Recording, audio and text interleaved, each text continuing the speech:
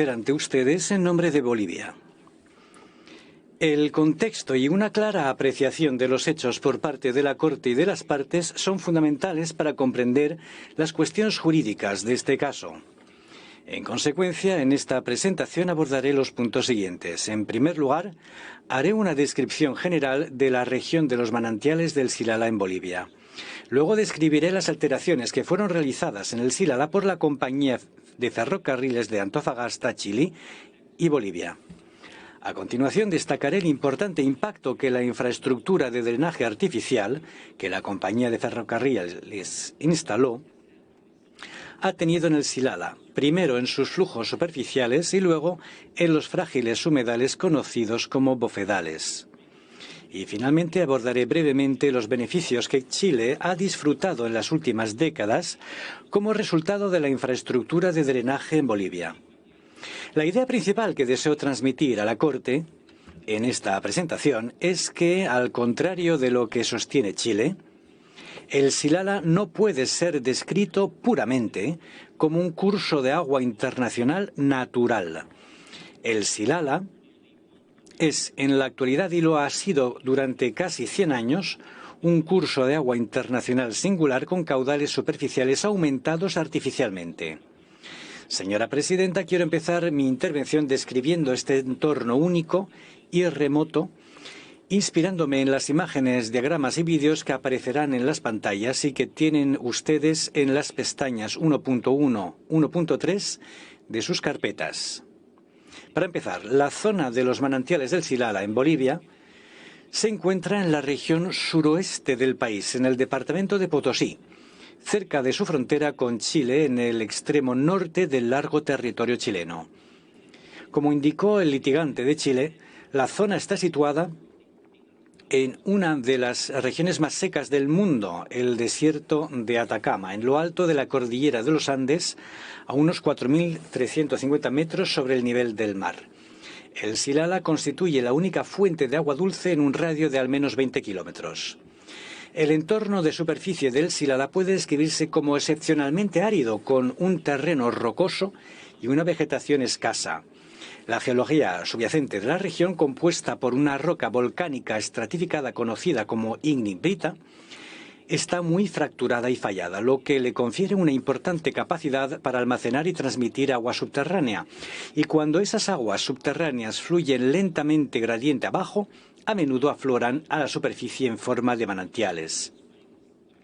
El borde exterior de los manantiales bolivianos emerge del suelo a unos 4 kilómetros del límite internacional entre los tres barrancos distintos. Como se destaca en la imagen en pantalla, los dos primeros se definen como la barranca sur u orientales y la barranca norte o cajones. Esas dos quebradas y sus respectivos sistemas de canales se unen luego para formar la tercera quebrada canalizada, en un punto aproximadamente a 600 metros de la frontera boliviano-chilena, que continúa hacia el oeste cruzando la frontera hacia Chile. Cada una de las quebradas del Silala en Bolivia contiene humedales que son muy notables. Designados como humedales de importancia internacional en el marco de la Convención de Ramsar, estos rasgos distintivos del ecosistema se clasifican como un subconjunto de humedales conocidos como bofedales y se describen en la literatura como turberas de cojín de los Andes, de gran altitud, subyacentes a gruesas capas de turba. Estos bofedales, como el que se muestra en su pantalla, que en realidad es un bofedal remanente de la quebrada sur rodeado por pastos invasivos, constituyen ecosistemas frágiles que albergan plantas y animales típicos que solo se encuentran en este entorno único. Estos humedales existen gracias a la presencia de aguas subterráneas poco profundas cerca de la superficie, así como a las descargas de los manantiales. Durante 2017 y 2018, DHI, una consultoría técnica sin ánimo de lucro, realizó extensas investigaciones de campo in situ en toda la región del Silala en Bolivia. Entre otras actividades, perforaron más de 30 pozos de sondeo para tomar muestras de roca, clasificar la geología del subsuelo, medir los niveles de agua subterránea, caracterizar la química del agua subterránea, determinar la dirección del flujo del subsuelo y recopilar otros datos valiosos. A partir del análisis de HI, se derivaron 3 conclusiones científicas específicas. En primer lugar, está claro que el agua que alimenta estos frágiles humedales se origina predominantemente de las aguas subterráneas que se encuentran en los acuíferos de roca volcánica fracturada y fallada, que subyacen en la frontera fronteriza, y esas aguas subterráneas son las que sostienen estos humedales. En segundo lugar, los estudios de DHI también revelaron que estos acuíferos se recargan en parte de las precipitaciones localizadas, pero más sustancialmente de las aguas subterráneas que fluyen desde partes más distantes y altas de la meseta y que están vinculadas con los acuíferos de roca fracturada que subyacen en la región. Además, según DHI, las aguas subterráneas que afloran el Barranco del Sur pueden tener una antigüedad de hasta 10.000 años. Esto sugiere que parte de las aguas del Silala que pueden provenir de acuíferos que no reciben ninguna recarga contemporánea y, por tanto, son vulnerables al agotamiento. Por último, y posiblemente lo más importante para el caso que nos ocupe, los estudios de DHI revelaron que el extenso sistema de drenaje que fue instalado en Bolivia por la compañía FCAB ha desviado más agua subterránea hacia la superficie y hacia los canales y tuberías de lo que ocurriría en condiciones naturales no canalizadas. En la actualidad se calcula que el flujo volumétrico total de esa agua que corre por superficie hacia Chile, que es el flujo natural más el flujo mejorado resultante de la canalización, es de un promedio de 160 litros por segundo. Señora Presidenta, después de haber ofrecido un amplio panorama de la región boliviana del Silala, quisiera ahora ampliar mi segundo punto relacionado con los cambios físicos que FCAB hizo al régimen hídrico del Silala cuando construyó la vasta red de drenaje en el territorio boliviano y que sigue presente en la actualidad. En 1909, FCAB, una empresa británica basada y con operaciones en Chile, instaló su primera estructura de toma en territorio boliviano en la quebrada principal del Silala, justo debajo de la confluencia de las otras 2 quebradas, y en sus carpetas, en la pestaña 1.1, encontrarán una imagen que muestra una estructura de cemento. En el lado izquierdo de la imagen, debajo de la palabra confluence, ahí es donde la toma extraía el agua del Silala. En 1910, la compañía conectó un conducto a esa toma y comenzó a desviar aproximadamente 75 litros por segundo del agua del Silala desde Bolivia hasta la estación de San Pedro en Chile, a casi 60 kilómetros de distancia. En ese mismo año, 1910, se añadió una cámara de decantación, la estructura de cemento que le mencioné, en el punto de toma para reducir el limo que entraba en la tubería y así evitar que el limo fluyera aguas abajo hacia Chile. En 1928, la compañía de ferrocarriles instaló un complejo sistema de canales, conductos y cauces directamente en los bofedales de Bolivia, tanto en la quebrada norte como en la sur, así como un canal principal que capta los caudales combinados de esas 2 quebradas y entrega el agua a Chile. La imagen en pantalla muestra el sistema masivo que se instaló en la quebrada norte de Bolivia. Esta red fue y sigue siendo bastante extensa, incluye más de 6,5 kilómetros de mecanismos de drenaje artificial que se entrecruzan a lo largo de ambos humedales y que se dividen en 46 ramales individuales. Para poner esto en perspectiva, en sus carpetas, en la pestaña 1.2, tienen una imagen que muestra la llamada zona de campo cercano.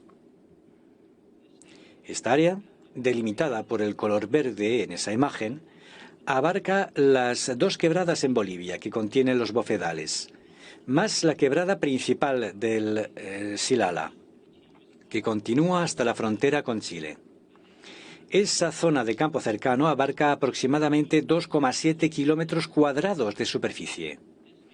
Esto significa que tenemos 6,5 kilómetros de canales, caños y ductos en las 3 quebradas del Silala, que combinados comprenden solo 2,7 kilómetros cuadrados. Aunque recientemente Chile presentó el régimen a los medios de comunicación como unas pequeñas acequias, es evidente que se trata de un sistema de drenaje sofisticado sustancial.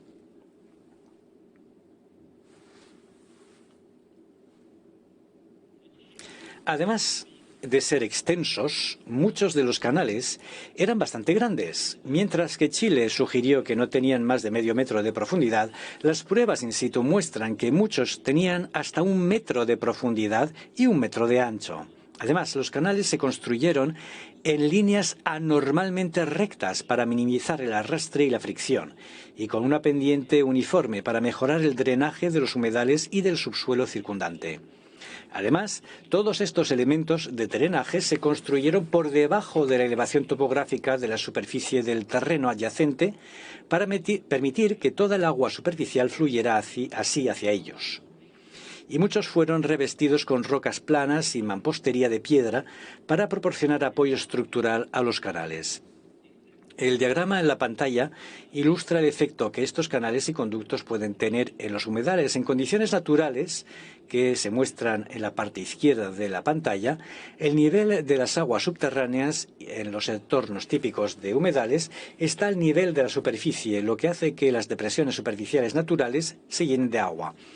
En los humedales de tipo bofedal, las plantas como la distiquia, dependientes del agua, y otras vegetaciones autóctonas cubren esa superficie y pueden formar capas profundas de turba que pueden tener entre medio y muchos metros de profundidad.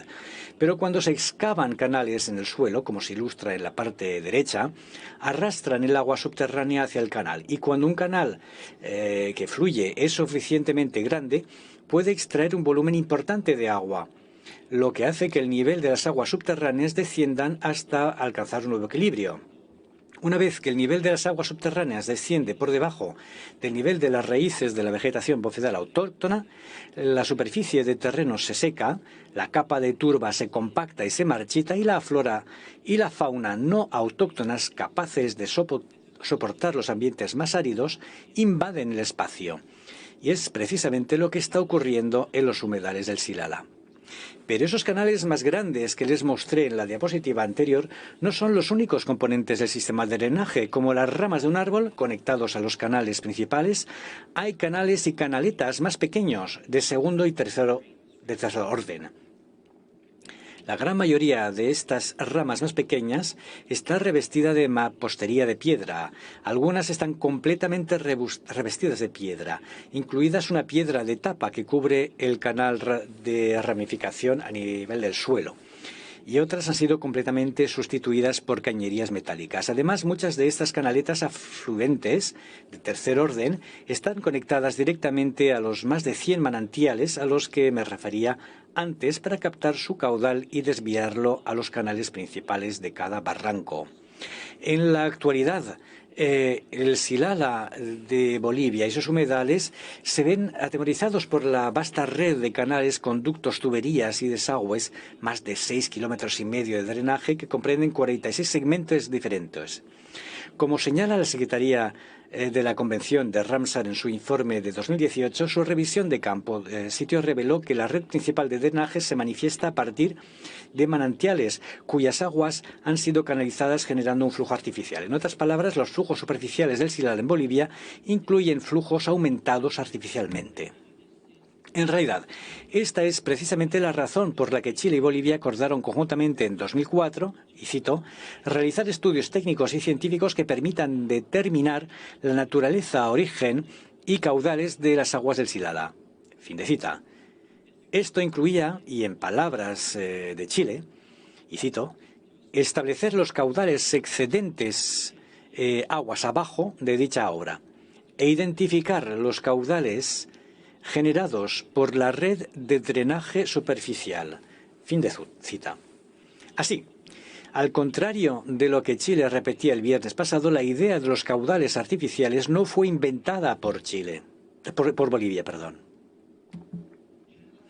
La canalización del Silala, sin embargo, no fue la única acción que realizó FCAB en Bolivia. También excavó gran parte de la capa de turba natural cuando abrió los canales, cauces y a otros elementos de drenaje.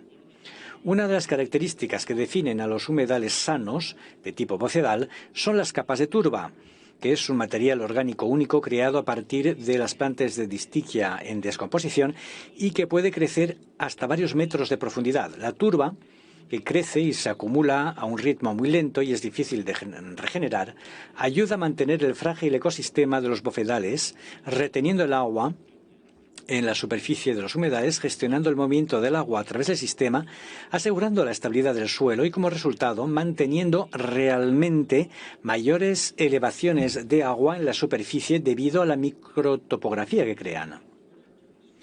Para construir los canales, los cauces y otros elementos de drenaje, hubo que eliminar una parte importante de la turba que cubría el suelo. Y a medida que el nivel de las aguas subterráneas bajó y secó los humedales del Silala en los dos barrancos más pequeños, más de la turba restante se compactó y se marchitó.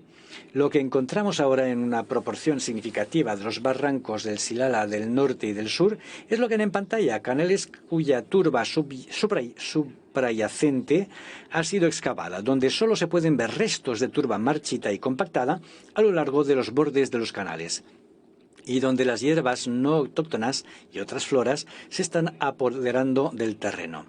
Y como señalé anteriormente, se instalaron drenajes laterales hasta la salida de cada manantial, donde emergía en la superficie para capturar los flujos de salida. También se eliminó la turba que lo recubría y las pruebas sugieren que muchos de los manantiales fueron excavados para ampliar sus aperturas y aumentar aún más el flujo.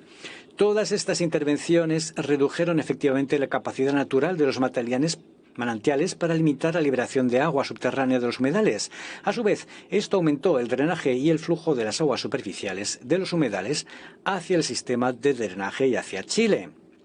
Señora Presidenta, con esta visión general de la región del Silala, me gustaría ahora llevarles ahí virtualmente y con su venia, señora Presidenta, les ruego a la Corte tenga la amabilidad de dirigir su atención al vídeo que hemos preparado y que es una versión acelerada y acortada del que se adjunta como anexo 30 de la dúplica de Bolivia. Pero antes de comenzar me gustaría repasar brevemente el mapa de la diapositiva número 2 y que pueden encontrar en la carpeta 1.3. La primera parte de nuestro recorrido comenzará en el borde oriental de la quebrada norte o Cajones de la región del Silala, en Bolivia, y seguirá la quebrada hacia su confluencia con la quebrada sur. Y en la segunda parte visitaremos la quebrada sur, orientales, donde comenzaremos en el borde oriental de la quebrada y la seguiremos hasta su confluencia con la quebrada norte. Para la tercera parte veremos la quebrada principal del Silala y nos desplazaremos en dirección del suroeste hacia la frontera boliviano-chilena.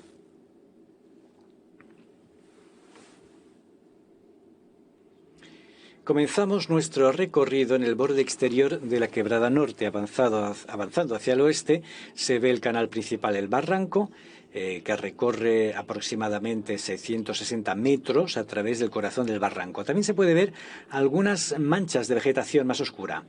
Son los restos de los humedales originales, que luchan por existir en los pocos espacios donde no hay canales secundarios o terciarios significativos que drenan tan eficazmente los bofedales.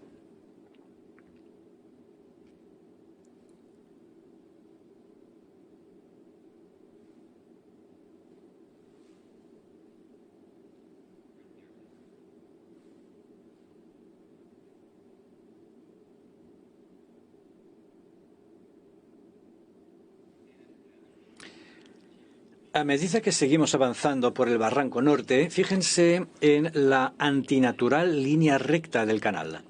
Justo delante de nosotros se encuentra el punto de confluencia del barranco norte con el barranco sur, que es el barranco que aparece ahora en la parte izquierda de la pantalla.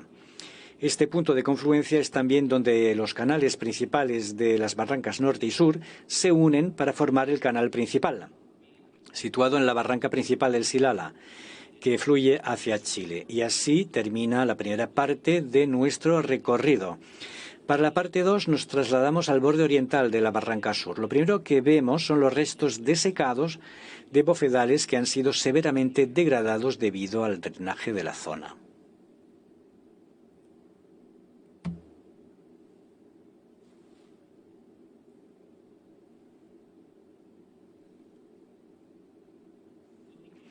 Mirando por encima de los humedales canalizados se puede ver los canales de drenaje que fueron excavados a lo largo del borde exterior en forma ovalada, junto con algunos canales secundarios en el centro. Los manantiales de esta zona surgen del acuífero fracturado que subyace a la zona y se encuentra en todo el óvalo.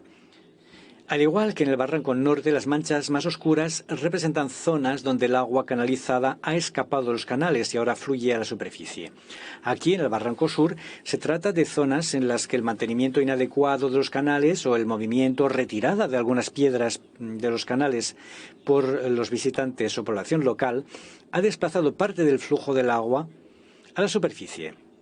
Esencialmente, aquí es donde el humedal está intentando recuperar sus áreas perdidas.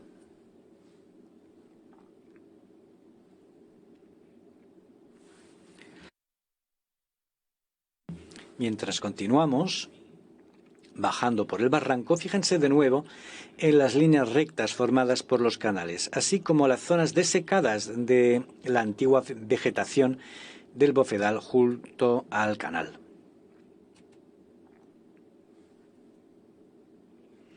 Mirando hacia adelante se puede ver un grupo de casas vacías, alejadas de las aguas del Silala, en el extremo izquierdo de la pantalla.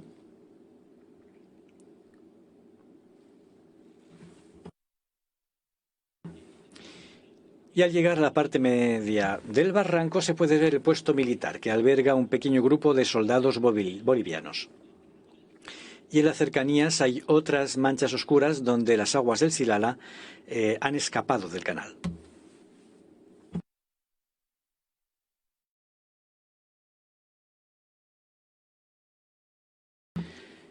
Continuando con nuestro viaje, ahora entramos en una sección estrecha de la Barranca del Sur y bastante pronto llegaremos a la confluencia que mencioné, donde la quebrada sur se une con la quebrada norte. Aquí es donde terminamos la segunda parte de nuestro recorrido y comenzaremos la tercera. Justo debajo de este punto de confluencia se puede ver la antigua cámara de decantación, donde hasta el 97 Chile tenía una toma que transfería 75 litros por segundo de agua a través de una tubería de unos 60 kilómetros de distancia hacia la estación de San Pedro. Esta es también la ubicación de la única estructura de toma que existía a principios de 1900 y donde el ingeniero Fox obtuvo datos in situ sobre caudales, química del agua y otros parámetros que publicó en el 22. Volveré a referirme al ingeniero Fox un poco más adelante en mi presentación.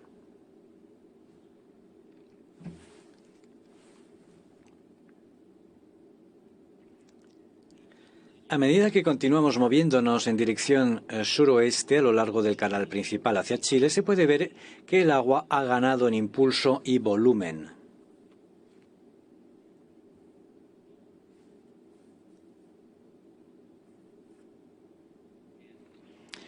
Y a lo largo del canal se puede ver un camino que se extiende a lo largo del barranco. Y si se fijan bien, pueden ver líneas oscuras en esa carretera. Son los restos del conducto chileno hacia San Pedro.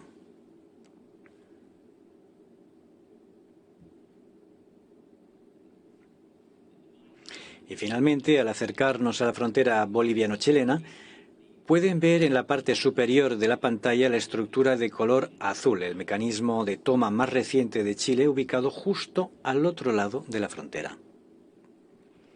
Muchas gracias por su atención a este vídeo. Señora Presidenta, hay un punto adicional que quiero aducir sobre la infraestructura de drenaje construida en el territorio boliviano, que tiene que ver con las razones por las que se construyó este extenso sistema de drenaje. Chile argumenta en sus alegatos que el sistema de drenaje fue instalado por razones sanitarias para inhibir la reproducción de insectos en la cabecera del río Silala y evitar la contaminación del suministro de agua potable a Antofagasta. Fin de cita.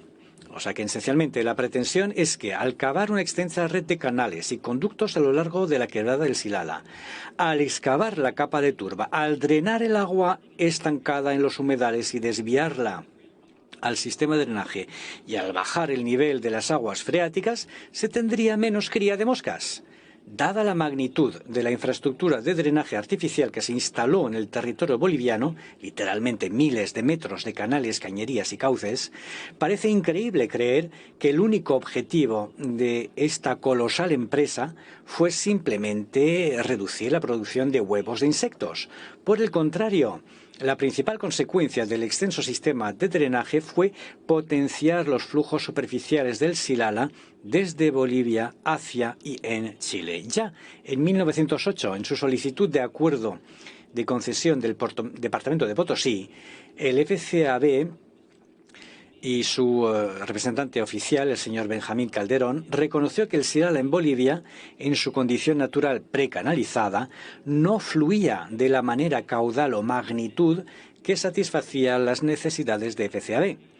En aquella solicitud, que fue otorgada como un acuerdo de concesión sobre la base de sus necesidades y propósitos declarados, Benjamín Calderón afirmaba lo siguiente: la empresa que represento está necesitada de esas aguas relativamente adecuadas para alimentar sus locomotoras y que, como es sabido, actualmente utilizan aguas no aptas que destruyen sus máquinas de vapor en poco tiempo y que debe ser transportada en cisternas de grandes distancias, dificultando el transporte. Construyendo obras de toma y canalización, los manantiales antes mencionados, los manantiales del Silala, podrían ser utilizados aunque a un costo mayor, y la compañía planea ejecutar tales obras para utilizar las aguas para sus servicios ferroviarios. Hay que destacar algunos puntos de esta declaración de necesidad. Primero, nótese que el señor Calderón no menciona en absoluto la mala calidad del agua del Silala. De hecho, se ve exactamente lo contrario, que el FCAB creía que las aguas del Silala eran de una mejor calidad, muy superior a la de su actual fuente de agua no apta. Por lo tanto, la justificación original de la canalización del Silala en Bolivia y la instalación de extensos sistemas de drenaje no era simplemente para el control de insectos. Más bien, como indicó el señor Calderón en su solicitud de concesión, era para mejorar los caudales del Silala, para que pudieran ser aprovechados por FCAB para su uso en Chile. Además, está claro que ya en 1908 el FCAB tenía planes para instalar obras de canalización, cito, en el curso superior del Silala en Bolivia, donde se producían los manantiales. Además, la compañía quería encontrar una alternativa viable al dificilísimo transporte de aguas no aptas en cisternas a grandes distancias. Y por último, la compañía estaba dispuesta a construir las obras de toma y canalización con un mayor coste, fin de cita. En su significado más simple y claro, el texto evidencia que en 1908 el Silala no fluía en la forma caudal o magnitud que satisfacía las necesidades de FCAB. También se establece que la compañía, que ya se había comprometido en 1908 a gastar considerables recursos para modificar el Silala mediante la canalización de todo el régimen hídrico de las barrancas del Silala. Este entendimiento se ve reforzado en la afirmación adicional del señor Calderón en la solicitud de acuerdo de concesión de 1908, donde afirmaba que debe tenerse en cuenta que las obras proyectadas permitirán utilizar aguas que actualmente se pierden y no benefician a nadie. Fin de cita. Considere este lenguaje. Habría sido ilógico que FCAB afirmara que el agua se perdía sin beneficiar a nadie, a menos que antes de la canalización parte del agua del Silala de Bolivia no fluyera naturalmente en la superficie y a través de la frontera hacia Chile de una manera que le hiciera explotable. Y sería igualmente ilógico, a menos que el caudal y el volumen de agua que cruzaba la frontera antes de la canalización no fueran óptimos. Por último, me gustaría señalar a la Corte el hecho de que 2 décadas antes de que se presentara la actual disputa ante ustedes, el vicecanciller chileno, el señor Mariano Fernández, reconoció que los caudales del Silala no podían haber sido utilizados por el FCAB si no hubiera habido una mejora a través de la canalización artificial. En mayo de 1996, el vicecanciller Fernández decía, y cito, «es un barranco del que caen aguas que no servirían para nada si no se canalizan y que no tienen otro uso si no se canalizan, si no, se pierden en bofedales». Fin de cita. En esa misma entrevista, el vicecanciller añadió, y cito, lo que se ha hecho es evitar que estas aguas se pierdan en pantanos, construyendo canales de roca para que el agua corra de forma más organizada. En otras palabras, décadas antes de que surgiera esta disputa, uno de los más altos representantes de Chile reconoció públicamente que el Silala de principios del siglo XX, en su estado natural, no fluía de la manera, el caudal o la magnitud que satisfacía las necesidades de FCAD. Además, admitió que los flujos superficiales del Silala debían ser y reconoció que, de hecho, habían sido mejorados artificialmente para poder ser utilizados en Chile. Señora presidenta, puesto que he aportado una visión panorámica del Silala y he examinado la artificialización del sistema de Silala en Bolivia, paso ahora al impacto que este sistema de drenaje artificial tuvo para el caudal del Silala. Ante todo, pondré de relieve el impacto en el flujo superficial y luego examinaré el impacto en los humedales. Que los flujos de superficie del Silala se han alterado de forma artificial no es algo que se discuta.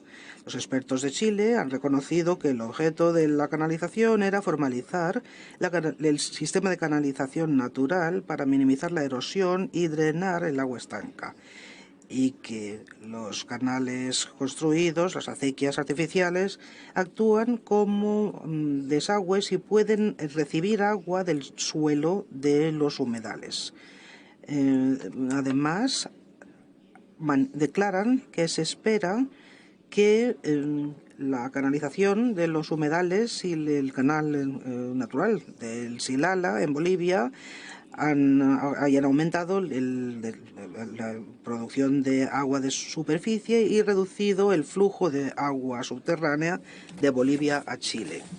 En 2017 y 2018, DHI llevó a cabo investigaciones intensas in situ sobre las condiciones físicas del Silala. Sus estudios dieron resultado a un modelo numérico integral que muy bien replica e ilustra las condiciones físicas. A continuación se ajustaron distintos factores y modelos o supuestos en los modelos, utilizando las mejores prácticas en las esferas de la hidrología, hidrogeología y modelado numérico para optimizar las condiciones, la simulación de las condiciones que existirían en Silala. ¿Cuál fue el resultado? El modelo de DHI indica que sin la infraestructura de drenaje, los flujos de superficie transfronterizos se reducirían por entre el 11 y el 33% de los caudales anuales actuales.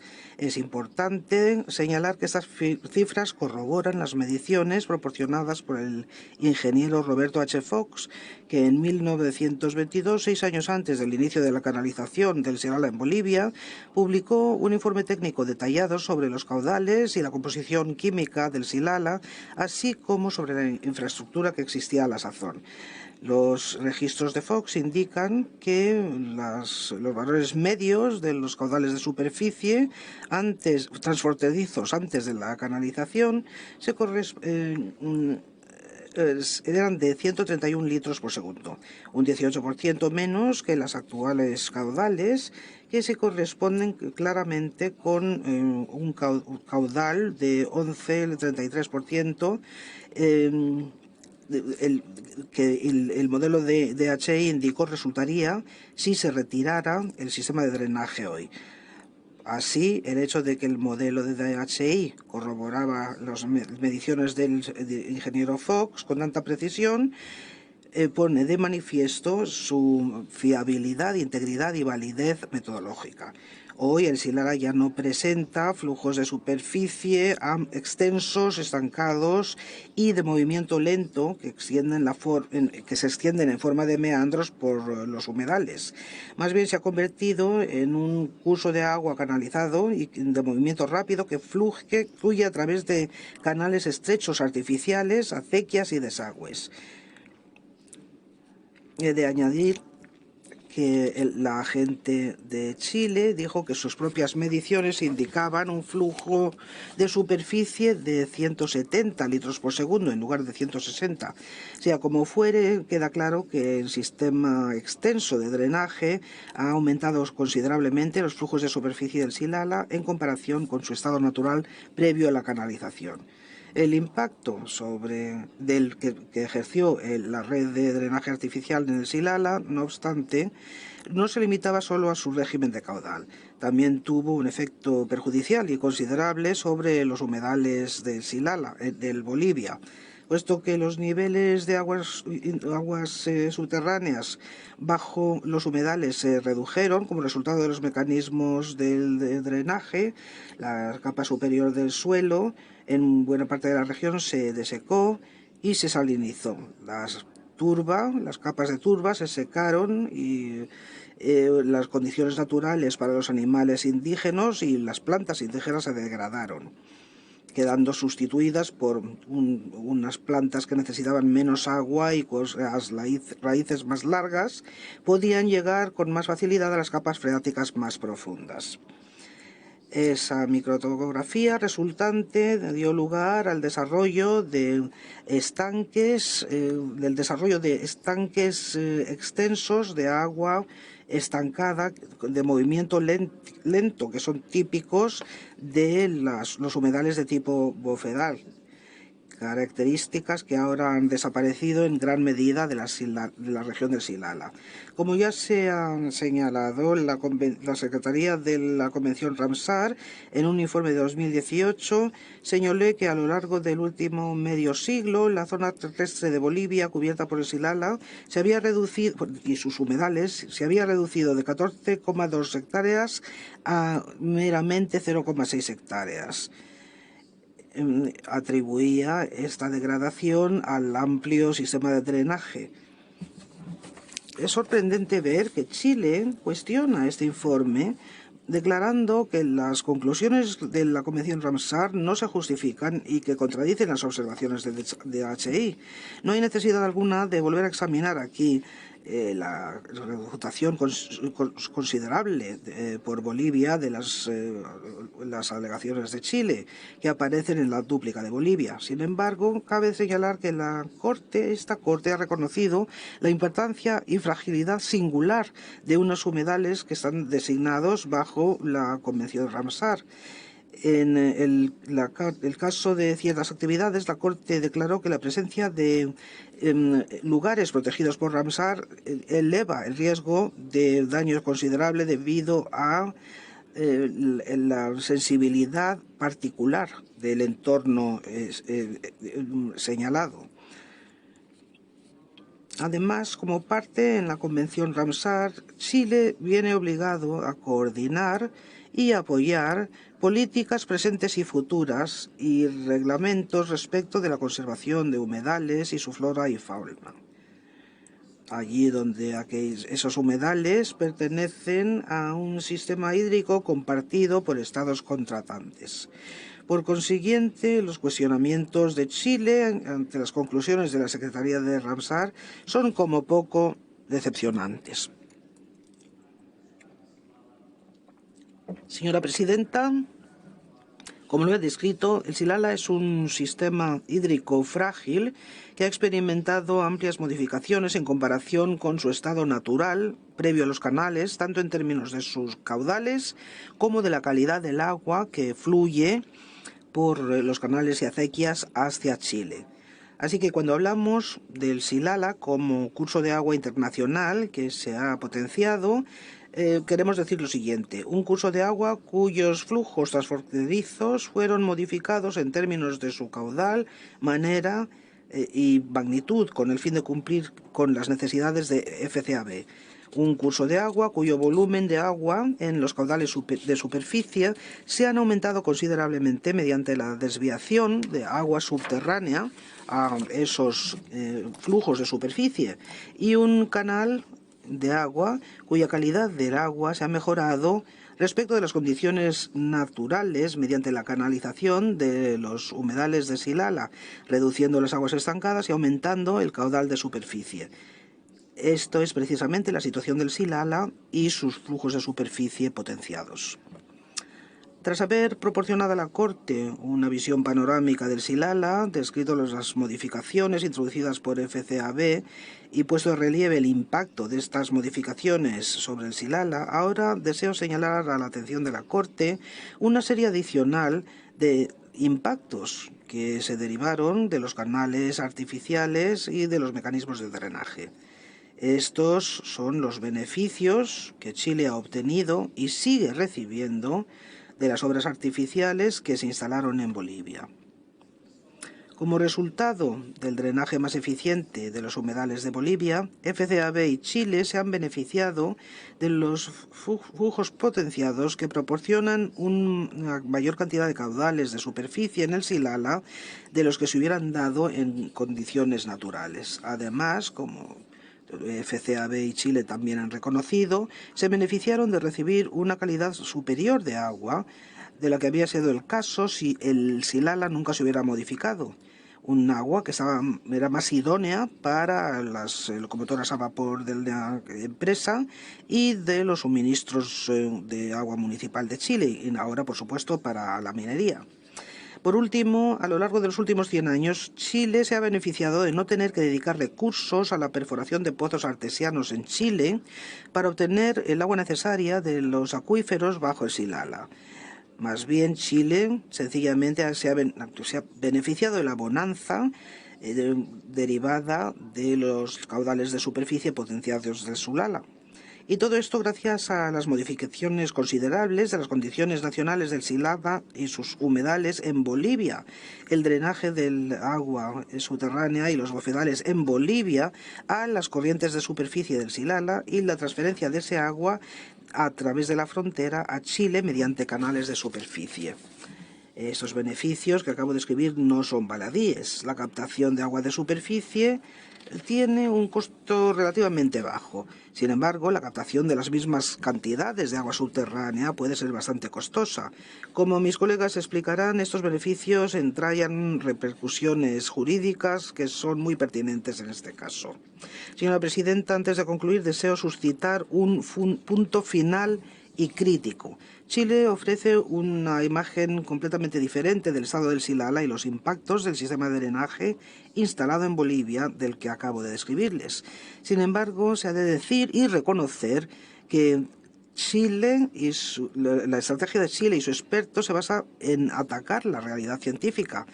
Cuestionan y minusvaloran los únicos estudios que se han hecho in situ en Bolivia, los publicados por el ingeniero Fox en 1992 y los realizados por DHI más recientemente. Su propia evaluación de los caudales del Silala y del régimen hidrológico del Silala en su totalidad se basan en investigaciones remotas y fuera del lugar natural, ya que nunca pusieron pie en Bolivia, en la zona donde se origina el Silala en sus manantiales y donde el sistema de drenaje artificial fue instalado. Y en palabras de los propios expertos de Chile, sus análisis se basan en unos cálculos muy simplificados y elementales. Y su propio análisis nunca tenía la intención ni se utilizó para elaborar la estimación de Chile respecto del efecto previsto de la canalización. Este enfoque simplista, remoto y basado en conjeturas, no obstante, es sorprendente y está en marcado contraste con las realidades sobre el terreno. En sus propias alegaciones, Chile ha confirmado la naturaleza compleja del río Silala y los sistemas de flujo subterráneos, y sus expertos han reconocido que la hidrogeología del sistema Silala es compleja y difícil de entender a partir de los datos limitados disponibles. Como resultado de todo ello, las interpretaciones simplificadas y elementales de Chile, así como sus estimaciones e hipótesis, son insuficientes para encarar e inadecuadas para encarar las complejas propiedades hidrológicas y variabilidad espacial del régimen del Silala y, por tanto, solamente tienen valor marginal para este caso. Señora Presidenta, señorías, como dije al principio de mi presentación, el punto principal que deseaba transmitir a la Corte es que el Silala no se puede describir puramente como un curso de agua internacional natural. El Silala es en la actualidad y ha sido durante casi 100 años un curso de agua internacional singular con flujos de superficie potenciados de forma artificial. Estos caudales de superficie del Silala se han potenciado de forma artificial no por unas pocas acequias, sino más bien por una extensa red de 6,5 kilómetros de canales, acequias, tuberías y desagües. Esto se pone de manifiesto meramente al ver las imágenes que acabo de compartir con ustedes, pero también a partir de las considerables mejoras del flujo y la calidad del agua del Silala en el otro lado de la frontera.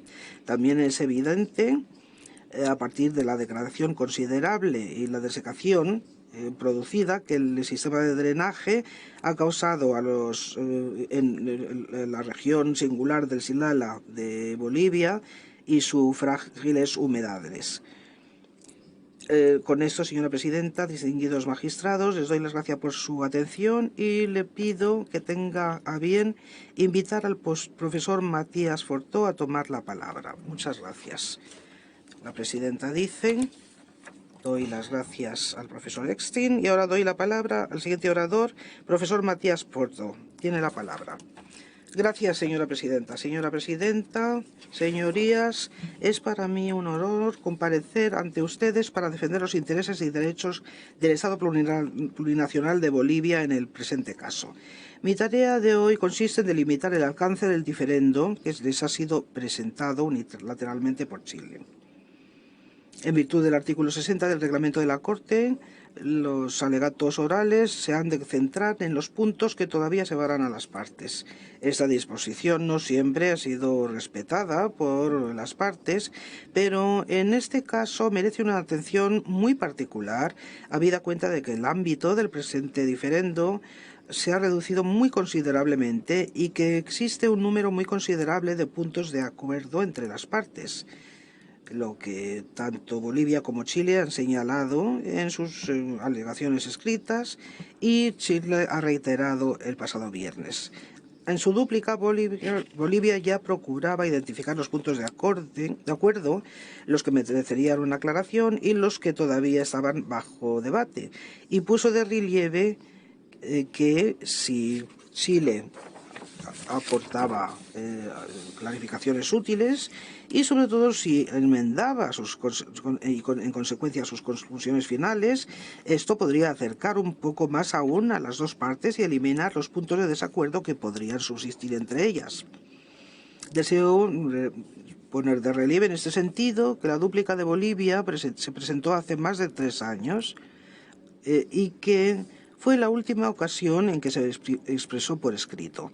Naturalmente, posteriormente, Bolivia y sus asesores y expertos continuaron de buena fe su evaluación de los puntos en debate en este diferendo, tomando en consideración en particular los elementos presentados mientras tanto por Chile y los informes de expertos que se fueron entregados. Chile, por su parte, solicitó el derecho de presentar posteriormente una nueva alegación por escrito, en la cual le pareció útil presentar nuevos datos científicos, lo que relativiza la afirmación del letrado Wordsworth, según la cual la ciencia does not matter, no importa. Los escritos de Chile, así como sus alegaciones del viernes, han demostrado un poco más, no solamente que los elementos de acuerdo entre las partes eran considerables, sino también, y en definitiva, que la parte esencial de la demanda de Chile en gran medida carece de fundamento. En la medida en que el reglamento judicial no es sino un sucedáneo de la solución directa y amistosa entre las partes, importa comenzar mediante la identificación de los puntos de acuerdo para mejor determinar acto seguido cuál debe ser el resultado de esta instancia. Esto supone, ante todo, volver al origen de la naturaleza de las reclamaciones de Chile, ya que esto permite comprender mejor por qué el ámbito del diferendo se ha reducido considerablemente. El 6 de junio de 2016, las autoridades de aquella época, chilenas, decidieron dirigirse a la Corte mediante una solicitud unilateral. Esta es una opción soberana que corresponde plenamente al Estado chileno, pero que podríamos cuestionar si era o no oportuna, y esto por varios motivos.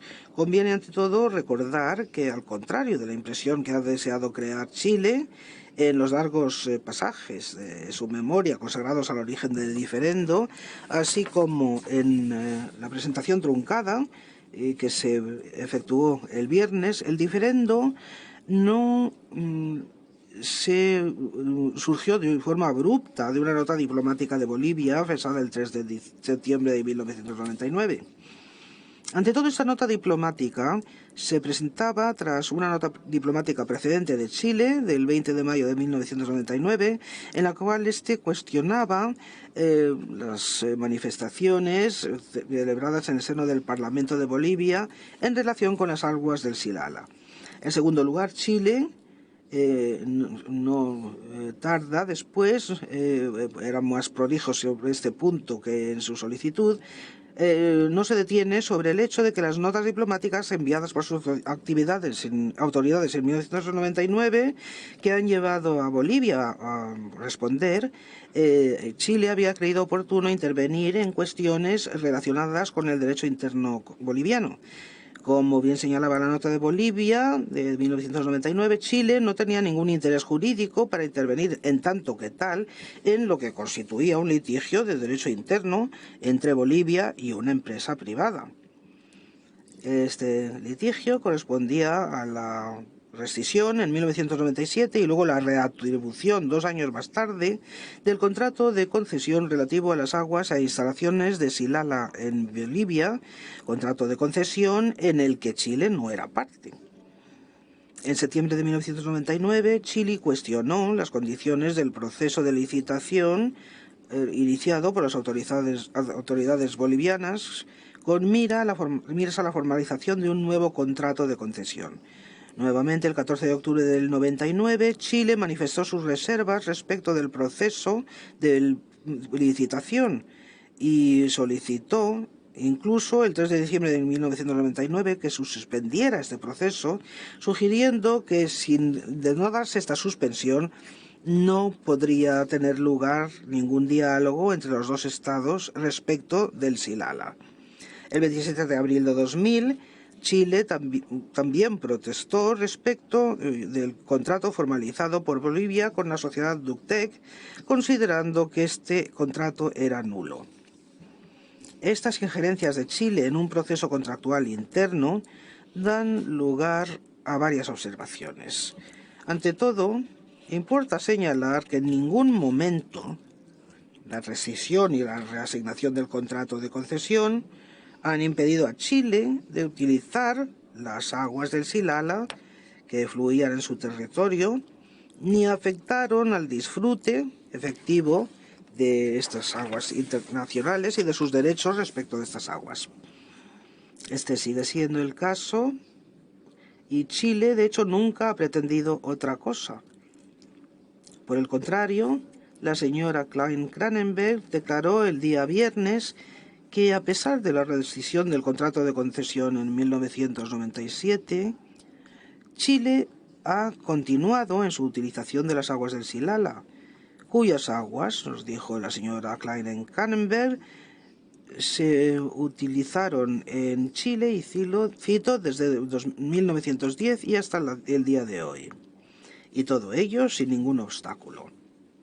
Conviene a continuación señalar que este contrato era un contrato de derecho interno formalizado por las autoridades bolivianas en relación con las aguas y las instalaciones del Silala situadas en su propio territorio, y las cuestiones inherentes a ese contrato corresponden, por tanto, al orden jurídico interno boliviano, como se pone de manifiesto sin equívoco en los términos de los documentos pertinentes. De hecho, algunos años antes, Chile reconoció que las medidas adoptadas por Bolivia respecto de los concesionarios que operaban en su territorio eran una incumbencia de Bolivia. En 1996, Bolivia se sorprendió por un comunicado de prensa en el que se decía que Chile era el único beneficiario de la utilización de las instalaciones del Silala, sin que ninguna contraprestación fuera realizada respecto de la utilización de las instalaciones erigidas en territorio de Bolivia y explotadas por concesionarios privados. Este comunicado de prensa de 7 de mayo de 1996 no dio lugar a ninguna oposición por parte de Chile en aquella época. Por el contrario, 3 semanas más tarde, el vicecanciller chileno declaraba con gran firmeza que todo lo relativo al contrato de concesión respecto al del Silala y las reclamaciones financieras correspondientes no afectaba en nada a Chile. Y ahí indicaba, de hecho, como se acaba de decir, que las aguas del Silala se perderían y no se utilizarían si no se canalizaran, lo cual ahora Chile cuestiona. Igualmente, en 1997, la concesión anteriormente otorgada a la FCAB fue rescindida por el Estado boliviano, y Chile indicó que esa revocación era una cuestión puramente contractual y no podía ser fuente de diferendo entre los dos estados en el plano internacional. Finalmente, Chile reconoció en su réplica que la concesión es un acto soberano del Estado boliviano, regulada por el derecho boliviano, y que todas las cuestiones conexas corresponden a la esfera privada. Chile incluso declaró el día viernes que Bolivia, correctamente, había indicado en 1999 que se trataba de una cuestión correspondiente exclusivamente al derecho privado interno. Esta declaración está en marcado contraste con la posición manifestada en aquel momento por Chile. Sea como fuere, importa señalar que desde 2003, esto es 13 años antes de la remisión de la cuestión a la Corte, ya no ha habido ningún contrato de concesión en vigor en Bolivia relativo a las aguas del Silala, y por tanto no había absolutamente nada en la gestión por Bolivia de los contratos de concesión que hubiera podido justificar su intervención 13 años más tarde, en 2016. En su memoria, Chile redirigió sus reclamaciones finalmente a las únicas cuestiones pertinentes, las del derecho internacional público, pero la lectura de estas reclamaciones indica que éstas tienen un alcance de todo punto limitado, si es que tienen algún objeto. Las reclamaciones son limitadas en cuanto a su finalidad, ante todo. Según Chile, se remitió a la Corte no para pedirle que resolviera un diferendo respecto de una situación que sería conflictiva sobre el terreno. El objeto de su remisión, y aquí me refiero a las palabras de Chile, era únicamente poner fin a una situación indeseable, a una tensión no necesaria, a una situación de incertidumbre jurídica. En ningún punto de sus escritos, sin embargo, ni tampoco durante su primer turno de alegatos, ha explicado Chile a la Corte cuáles son los efectos concretos que esperan de un fallo de la Corte en relación con la situación que existe sobre el terreno. Esto es cuanto menos problemático en relación con la función de la Corte, que no es reasegurar a los estados en caso de incertidumbre, sino zanjar diferendos completos. Igualmente, al contrario de lo que la gente de Chile afirmó el día viernes, la función de la Corte no es hallar oportunidades para confirmar determinados principios básicos del derecho internacional. La función de la Corte no es legislar en el abstracto, sino resolver diferendos. El examen de la sustancia misma de las demandas de Chile lleva a dos constataciones complementarias. No solo Chile, por su propia cuenta, pone de relieve el hecho de que el diferendo era un diferendo de naturaleza limitada, sino sobre todo reconoce que sus reclamaciones son de naturaleza exclusivamente declaratoria. Chile pide únicamente a la Corte, y cito, un cierto número de declaraciones. Incluso su demanda en responsabilidad, que carece de cualquier plausibilidad, es de índole puramente declaratoria. Chile no pide ninguna reparación, ningún resarcimiento. En breve, no formula ninguna demanda de remedio de ningún tipo. Y con motivo, puesto que Bolivia nunca ha cometido la mínima violación del derecho internacional respecto del Xilala, como lo demostrará el letrado Bundy. La Corte se preguntará legítimamente por qué Chile decidió presentarse ante ella con los gastos que ello conlleva para formular demandas simplemente declaratorias con los únicos fines de disipar, según sus términos, una incertidumbre. La pregunta es más legítima cuando se considera que Chile no se queja de ninguna medida concreta que hubiera tomado Bolivia en perjuicio de Chile. Chile no cuestiona, en efecto, que Bolivia en algún momento haya tomado la más mínima medida que hubiera obstaculizado o evitado, de algún modo, ya fuera el flujo de las aguas del Xilala en territorio chileno, ni ha tomado ninguna medida, cualquiera que sea, que hubiera impedido que el Estado chileno utilizara esas aguas conforme al derecho internacional. Igualmente, Chile nunca ha pretendido que Bolivia hubiera adoptado medidas sobre el terreno que hubieran afectado a la calidad de las aguas del Xilala. Hasta la fecha, Chile continúa, como ya era el caso en el momento de acudir ante la Corte, continúa utilizando sin obstáculo alguno las aguas del Xilala que fluyen hacia su territorio y que nunca se ha quejado de ninguna contaminación u otro daño que se hubiera causado a esas aguas. En el párrafo 52 de su demanda, Chile se reservaba, es verdad, el derecho de demandar a la Corte, de pedir a la Corte que indicara las medidas cautelares en la situación hipotética de que Bolivia adoptara un comportamiento susceptible que afectara negativamente a la utilización que hace actualmente de las aguas del Xilala.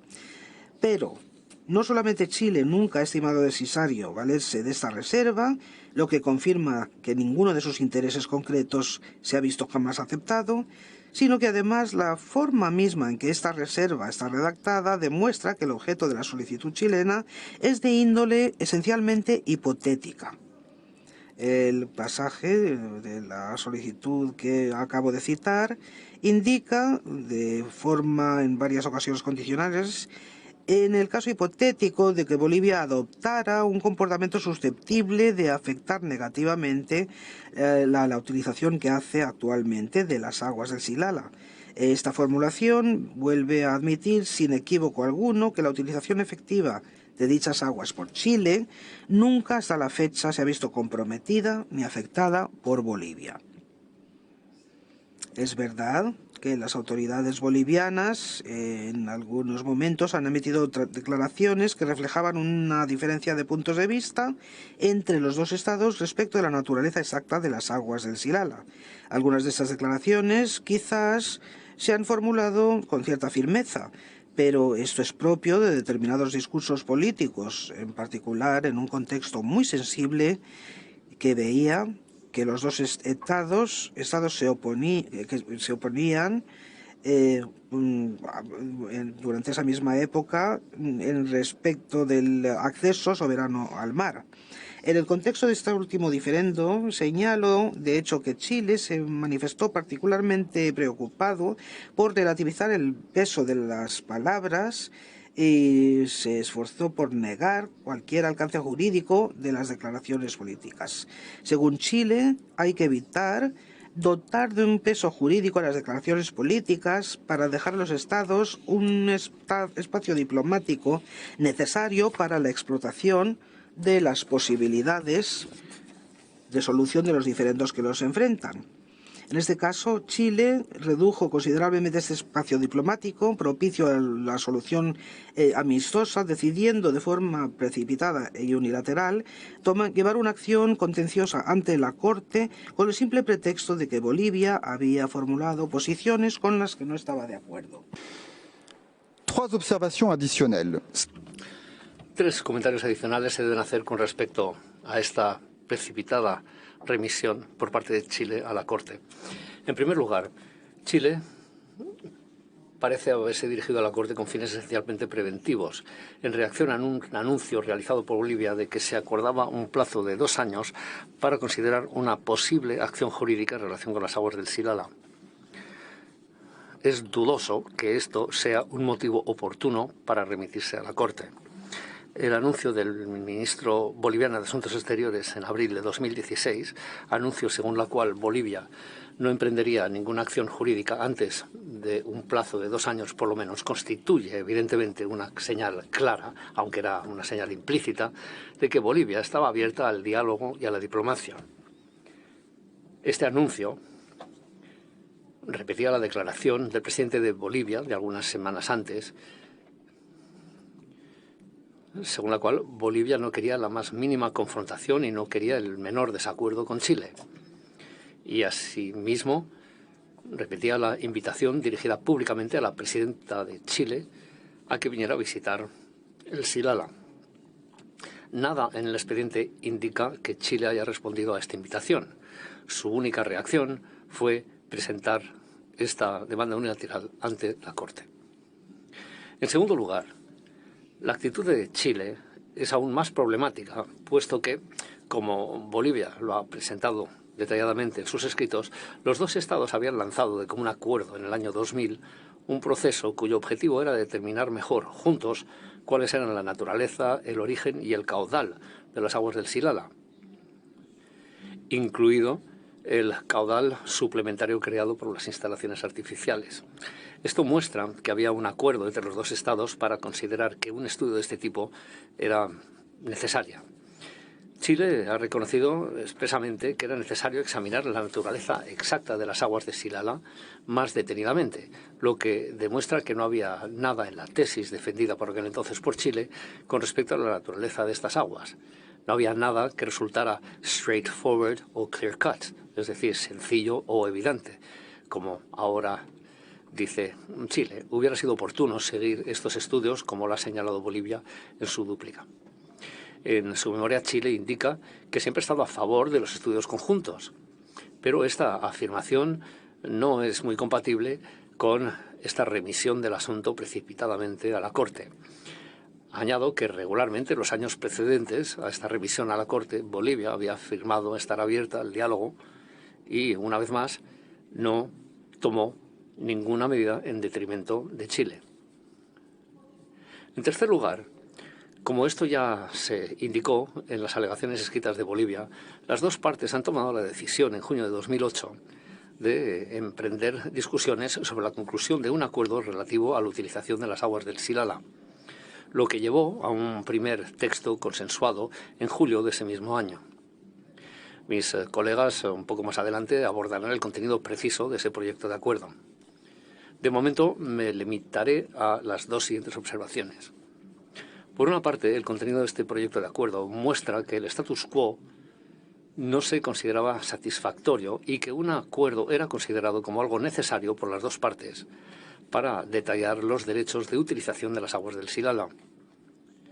Esto, en particular, llevó a un proyecto de acuerdo y que Chile reconociera que en algunas circunstancias debería pagar una compensación a Bolivia por la utilización de estas aguas. Por otra parte, Chile puso fin a los debates sobre este proyecto de acuerdo con el motivo de que Bolivia había reclamado una compensación por la utilización pasada de las aguas del Silala, lo que, según Chile, hubiera cambiado radicalmente los términos de las discusiones, hasta tal punto de hacer imposible su continuación. Dos comentarios con respecto a esta afirmación. Confirma, al contrario, que los otros elementos del proyecto de acuerdo eran ellos siempre o seguían siendo aceptables para las dos partes. Esta afirmación, de hecho, no corresponde a la realidad, puesto que, al contrario de lo que alega Chile, la reunión de octubre de 2010, durante la cual Bolivia formuló esta reclamación, se concluyó con el acuerdo de ambas partes de continuar las deliberaciones y no, como afirma Chile ahora, de poner fin abruptamente a las mismas. Chile, además, se mostró abusiva en sus pretensiones durante la reunión de octubre de 2010, después de que Chile indicara oponerse a la demanda de compensación por las utilizaciones pasadas del Silala. Bolivia, por su parte, indicó que en ese caso se reservaba su derecho a utilizar las aguas libres disponibles bolivianas, utilizándolas en su territorio o reconstituyendo las condiciones naturales de la zona de los manantiales del Silala, lo que era perfectamente de su derecho. Chile, sin embargo, consideró que este planteamiento no era compatible con los objetivos de los debates en curso. Ya en el año 2002, Chile se opuso a toda modificación del flujo de las aguas, lo que suponía negar a Bolivia el derecho de desmantelar los canales. Esto contrasta con la posición expresada desde la réplica de Chile, incluidas las alegaciones del viernes, según las cuales, según Chile, efectivamente Bolivia posee ese derecho de desmantelamiento. Sea como fuere, Bolivia invita a Chile a retomar los debates en dos ocasiones, en el verano de 2011 y primavera de 2012. Chile no contestó a ninguna de estas dos invitaciones. Asimismo, se mantuvo silenciosa con respecto, durante sus escritos y durante su primer turno de alegaciones. Chile se ha mantenido cerrada a todo debate de nivel político con Bolivia. Chile ha preferido remitirse a la Corte de forma unilateral, sin atrasos, con el riesgo de agravar las tensiones e incluso, repito, cuando en ningún momento Bolivia había tomado medida que impidiera o dificultara la utilización de las aguas del Silala o que portara algún efecto sobre su caudal o su calidad. Señora Presidente, la gente de Chile se preguntó el viernes: Why are we still before the court? ¿Por qué estamos todavía aquí ante la Corte? Pues con todo el respeto que me merece, la pregunta más bien es ¿por qué estamos aquí? Punto. La gente de Chile ha insistido y mucho sobre la necesidad de cooperación. Incluso presentó como nueva justificación de la acción en contencioso de su país ante la Corte que esta acción judicial unilateral era necesaria para ofrecer una oportunidad para desarrollar estrategias de cooperación.